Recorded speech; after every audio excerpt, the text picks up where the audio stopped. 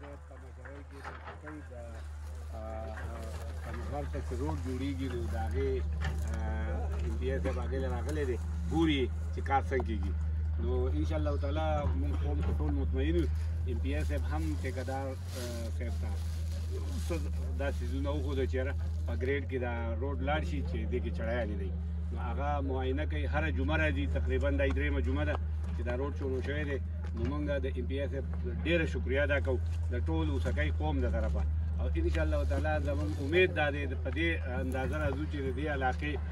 دپاره موږ دې ته لړمټو وي MPA صاحب وایي چې نه دا لړمون به وي ولې چې دلته اوبه دي دلته ځنګل دی دلته ماحول ډېر زیات مزهدار دی نو د اوسکۍ د خلکو لپاره او د ټولو خصوصي طور د اوسکۍ اوچ او د دې او د عمومي طور د دینزو د تلاش لپاره دا یو بهترین سپاټ دی د سیل او تفریح د دې سپاټ دی نو موږ بیا یو پیره د MPA صاحب شکریا ادا کوو چې هغه دې کار ته په خپل لکه د دومره مصروفیاتو باوجود چې نن سبا موږ ته پته ده چې څومره مصروفیات دي هغو په خپله دلته وزټ کوي او موږ ټولو لکه